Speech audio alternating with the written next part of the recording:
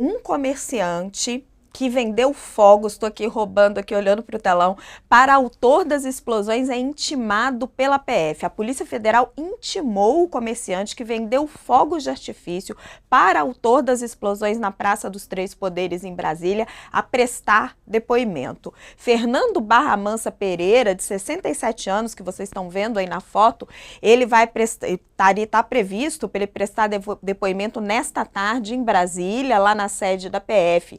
Ele que vendeu os fogos de artifício que Francisco Vanderlei Luiz, o chaveiro, que usou no atentado. O nosso repórter do UOL estava entrevistando o comerciante quando a PF chegou. A reportagem estava lá na sua loja de fogos, na Ceilândia, no Distrito Federal, quando os agentes da seção antiterrorismo da PF chegaram. Horas antes, o comerciante tinha dado uma entrevista para uma emissora de TV. Ele disse que vendeu fogos a Luiz nos dias 5 e 6 de novembro. Ele exibiu as notas fiscais e os comprovantes de pagamento, mostrando que o autor das explosões em Brasília usou um cartão que não exibe o nome do cliente. Ele comprou, olha, um Torta-Zeus com 64 tubos de 20 milímetros, é o que mostra na nota, e também queria fogos mais potentes, mas o comerciante que fez a venda para ele disse que não tinha nada na loja. Ele voltou no dia seguinte, depois comprou um outro, pagou R$ 1.250 por um outro chamado Torta 3G. Pereira disse que só vendeu essas duas caixas de fogos de artifício. No entanto, ele afirmou que pelas imagens dos destroços que ele viu na TV, havia outros fogos de artifício usados pelo chaveiro no ataque ao STF. Ele negou ter vendido esses outros aparatos. Eu vou também andar um pouquinho mais na nossa discussão para conversar com a Carol e com o Cocho. Queria trazer para vocês uma matéria que também foi feita sobre uma entrevista que o pessoal fez com a a primeira mulher do Francisco Luiz, que conta que o autor desse atentado, ele enlouqueceu após Bolsonaro perder. Eu acho que não é essa, a gente já vai mostrar a matéria, porque a gente consegue discutir um pouco mais essa questão do discurso do ódio. Olha essa matéria feita pela Catarina Scortese, da Folha de São Paulo. Ela está contando que a cuidadora Margarete Versino, 57 anos, que foi casada com o Francisco Vanderlei Luiz, que era conhecido como França na década de 80, eles viveram juntos por 17 anos e tiveram 2 filhos. Ela diz que ele nunca foi engajado ou interessado por política, o que só aconteceu nos últimos anos a partir da chegada de Jair Bolsonaro ao Planalto em 2019. E ela conta ainda que quando Bolsonaro perdeu em 2022, ele enlouqueceu. E aí ela diz, acho que foi ali que começou um problema mais forte, sabe?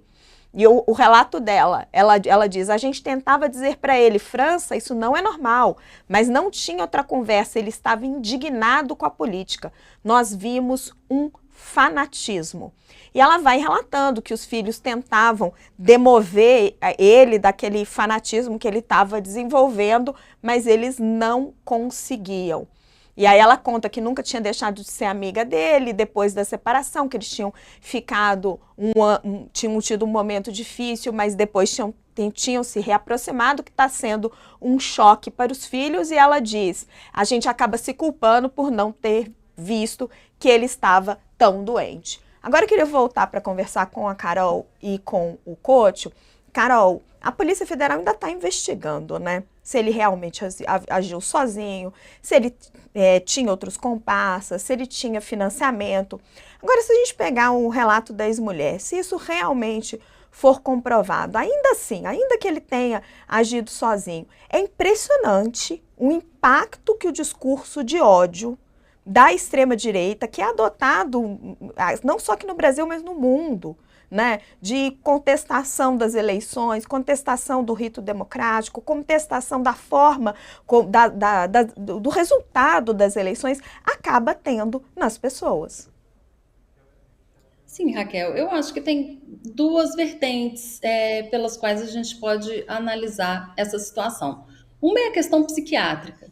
Assim, tem muitas pessoas falando, era só uma pessoa perturbada que se matou. As pessoas de direita têm dito isso, que era um ato isolado de uma pessoa perturbada. Sim, psiquiatricamente a gente vê que tem um problema que poderia ter sido olhado na questão da saúde mental. Mas existe também o impulsionamento desse discurso de ódio e o que esse impulsionamento é capaz de fazer em pessoas que têm problemas psiquiátricos ou não. E não só o que levou ele a fazer isso, mas também como o ato dele tem influenciado outras pessoas. Depois desse atentado, o STF já recebeu ao menos 1.000 ameaças.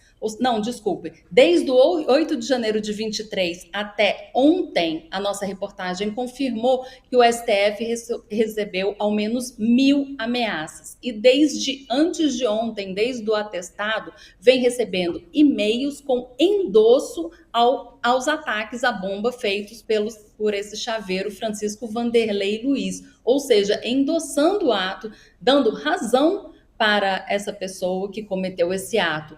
Então, assim, a partir desse ato dele, outros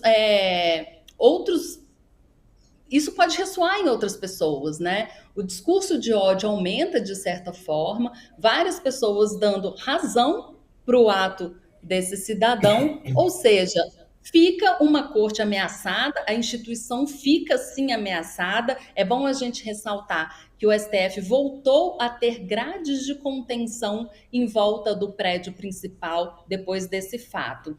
O STF estava usando esse tipo de contenção desde os atos de 2013, que resultaram depois no impeachment de Dilma Rousseff, até fevereiro desse ano. Em fevereiro desse ano, o ministro Luiz Roberto Barroso, presidente do STF, ladeado de outros ministros do STF, de outras autoridades dos outros poderes, foram até essas grades e, num gesto simbólico, retiraram essas grades e, a partir de então, ficou livre o acesso, digo, claro, tem segurança, mas visualmente ficou livre o acesso até o STF, como foi pensado Brasília, né? Brasília foi pensada para a Praça dos Três Poderes ser uma praça do povo, em que as pessoas pudessem visitar. A gente que é daqui de Brasília, a gente se lembra de fotos de infância perto da Estátua da Justiça, as crianças subiam ali. Hoje é impensável esse tipo de coisa.